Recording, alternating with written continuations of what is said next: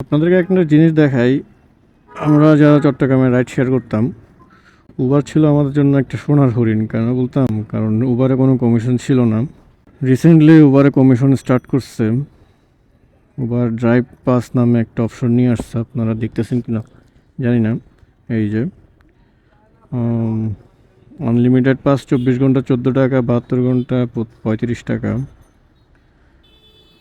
এরকম একটা নিয়ে আসছে। আগে এটা ফ্রি ছিল, এখন যদি আমি 14 টাকাটা সেট করি তাহলে আমার সারাদিনে একটা রাইড মারলেও 14 টাকা দিতে হবে, 100টা রাইড মারলেও 14 টাকা দিতে হবে। কিন্তু এটা আমার জন্য লস হয়ে যাচ্ছে, কারণ উবারে তো সেই পরিমাণ রাইড আসে না, সর্বোচ্চ একটা দুইটা সারাদিনে।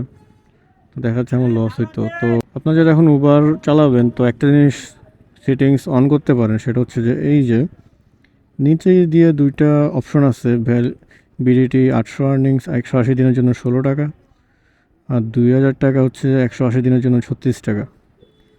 তো দেখা যাচ্ছে যে 180 দিন মানে কয় মাস? 6 মাস।